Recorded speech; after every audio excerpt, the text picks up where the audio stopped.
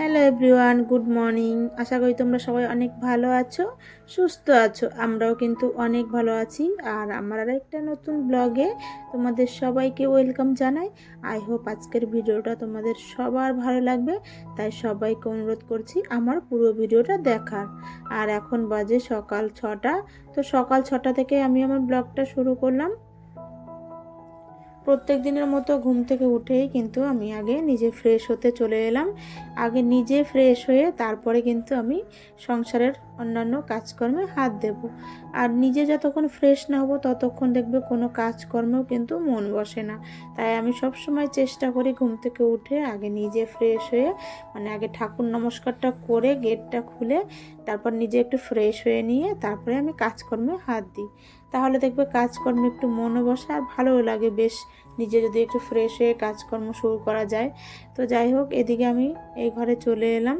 আর সোনামা কালকে এই ঘরে পড়েছিল, তো বইটই আর গুছিয়েছিল না, তো সেগুলোই গুছিয়ে নিলাম আগে সকালবেলা। গুছিয়ে তারপর তো বাসি বিছানাটা ঝেড়ে নেব। এটা আমাদের প্রত্যেক দিনের রুটিন, মানে প্রত্যেকটা গৃহবধূর একই কাজ। সকালবেলা ঘুম থেকে উঠেই আগে বিছানা ঝাড়ো, তারপরে ঘরটর ঝাড়ো, এই সমস্ত কাজকর্ম কিন্তু আমাদের থাকে। মানে আমরা যেটা দেখে আসছি আমাদের শাশুড়ি মা বলো, তারপরে মা, কাকিমা, জেঠিমা সবাইকে একই রকমভাবে কিন্তু কাজ করতে দেখছি আমরা। তো সেই পথে কিন্তু আমরাও চলছি, মানে মা কাকিমারা যে পথে চলেছে আমরাও কিন্তু সেই পথেই চলছি। তো এদিকে আমি আবার রান্নাঘরে চলে এলাম বাসনগুলো মাজতে। কালকে রাত্রে আর খাওয়া দাওয়ার পরে শরীরটা আর ভালো লাগছিল না যে বাসন কোসন মাজবো, মানে এতটাই ঘুম পাচ্ছিল যে কিছুই ভালো লাগছিল না। তাই ভাবলাম থাক, সকালবেলাই বাসনগুলো মাজবো। আর এই বাসনগুলো যদি আমি রাতে মেজে রাখতাম তাহলে কিন্তু আমার অনেকটাই সুবিধা হতো, মানে একটা কাজ আগিয়ে থাকতো। সকালটা একটু পরিশ্রম কম হতো, একটু কাজের দিকে হালকা থাকতাম। তো কি করব, শরীর যদি না দেয় তাহলে দেখবে কোনো কাজকর্মই ভালো লাগে না। মানে শরীরটাই হচ্ছে মেন, শরীর খারাপ লাগলে কোনো কিছুই কিন্তু ভালো লাগে না তখন। তো দেখো, আমরা যদি একটুখানি ফাঁকি দিই না কাজে তাহলে কিন্তু আমরাই ফাঁকিতে পড়ে যাই। তো সেই রকম হয়েছে আমার অবস্থা, রাত্রে বাসনগুলো মেজে রাখতে পারিনি।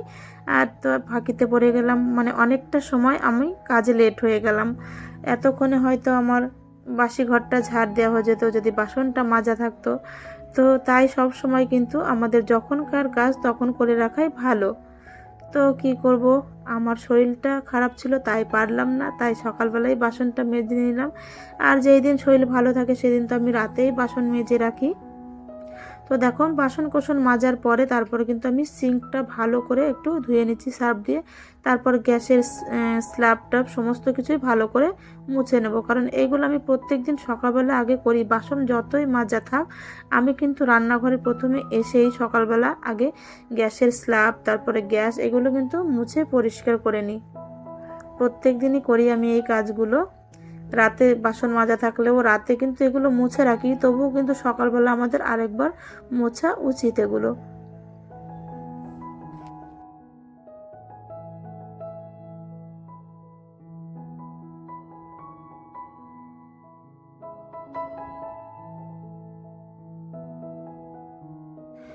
আর ঘরটার ঝাড় দিয়ে তারপর আমি চলে এলাম চা করতে। সকালবেলা একটু চা না খেলে ভালো লাগে না। আর আমি বেশিরভাগ দিনই পুজো দিয়ে খাই, কিন্তু এই কটা দিন তোমাদের দাদা ভাইয়ের পাল্লায় পড়ে আমার সকাল সকাল চা খাওয়াটা হয়েই যাচ্ছে। আর তবুও যেন মনটা আমার ভালো লাগে না যতক্ষণ পুজো না দিয়ে যদি চা খেয়ে নিই না, তাহলে দেখবে আমার মনের মধ্যে কেমন একটা উসপিস উসপিস লাগে। মানে ভাবি যে পুজোটা না দিয়ে আমি চা খেয়ে নিলাম, সেটাই ভাবি। কিন্তু তোমাদের দাদাভাই বলে চা খেলে কিচ্ছু হয় না, আগে স্বামীর কথা শোনো তারপর সব।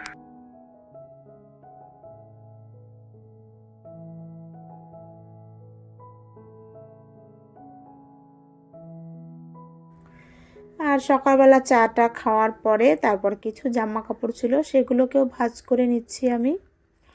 আর দুদিন ধরে কাচাকাচি হচ্ছে কিন্তু এগুলো ভাঁজ করা হচ্ছিল না, সব এই ঘরে রেখে দিয়েছিলাম জমিয়ে জমিয়ে। যত কাচাকাচি জামা কাপড়গুলো ভাবছিলাম যে একেবারেই ভাঁজ করে নেব। তো দেখো, তারপরে এই ঘরে এসে এগুলো ভাঁজ করে নিচ্ছি আমি।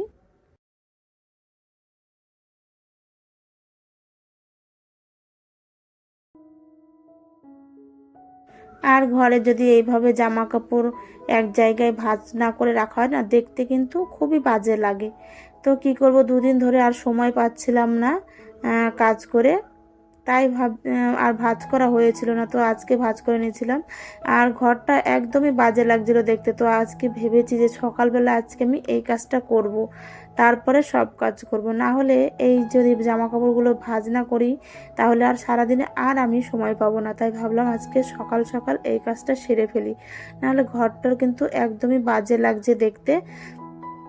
দেখবে ঘরের যদি জামা কাপড়গুলো ঠিক মতো গোছানো থাকে আর বিছানাটা আর আলনাটা, তাহলে দেখবে ঘরের সৌন্দর্যটাই বেড়ে যায়।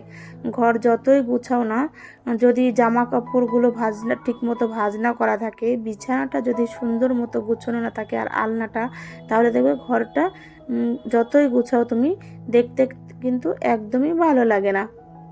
তাই আমি সব সময় এই আলনাটা, বিছানা আর জামা কাপড়গুলো সুন্দর করে গুছিয়ে রাখার চেষ্টা করি। তাহলে দেখবে ঘরটা একটু পরিষ্কার লাগে দেখতে, আর মনে হয় যে ঘরটা ঠিকঠাক গুছানো আছে।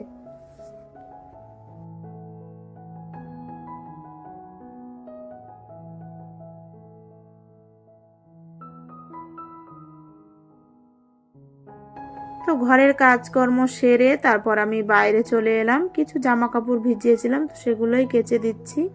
আর কাচাকাচি তো আমার প্রত্যেক দিনের রুটিন একটা, এই কাজটা থাকবে। যেই দিন কাচাকাচি না থাকে, আমার মনে হয় যেন কোন কাজটা নেই বা কোন কাজটা করিনি, শুধু তাই মনে হয় আমার। আর কাজকর্ম সেরে স্নান পুজো দিয়ে আমি রেডি হয়ে নিলাম, যাব বাপের বাড়ি আজকে। বোনের বর, আমার ছেলে মেয়ে, তোমাদের দাদা ভাই সবাই মিলে আজকে যাব আমার বাপের বাড়ি। তো চলো সবাই আমরা রেডি হয়ে চলেও যাচ্ছি। অনেক দিন পর যাচ্ছি আজকে, সেই মনে হয় পুজোতে গিয়েছিলাম, তারপরে আর মনে হয় একবার গেছি, আর যাওয়াই হয়নি। তো অনেক দিন পরে যাচ্ছি আজকে, তো মজাই আলাদা বাপের বাড়ি যাওয়ার, সত্যি মজাই আলাদা। সেটা আমি 1 ঘন্টার জন্য যাই বা একবেলার জন্য যাই। তো গিয়ে আমরা খেতেও বসে গেছি, বেশি ভিডিও করতে পারিনি, বুঝতেই পারছো অনেক দিন পর বাপের বাড়ি গেছি। তো সবার সঙ্গে গল্প করতে করতে আমি ভিডিও করতে ভুলেই গেছি। তো যেটুকু পারলাম সেইটুকুনি শেয়ার করলাম। গিয়ে খাওয়া দাওয়া করে আবার তারপর চলে এলাম। বললাম না আমি গিয়ে থাকতে পারি না, 1 ঘন্টার জন্য গেছি, গিয়ে শুধু খাওয়া দাওয়া করে চলে এসেছি। এসে বাড়িতে এসে সন্ধে পুজো দিয়ে নিলাম, ঘরে সুন্দর করে একটু ধূপ ধুনো দিয়ে দিলাম। আর তারপর রাতের ডিনারে আছে রুটি আর তরকারি। তো আজকের মতো ভিডিওটা আমি এখানেই শেষ করছি, আর বেশি বড় করলাম না। আবার দেখা হবে তোমাদের সঙ্গে নতুন কোনো ভিডিও নিয়ে। তোমরা সবাই ভালো থেকো, সুস্থ থেকো। আজকের মতো টাটা।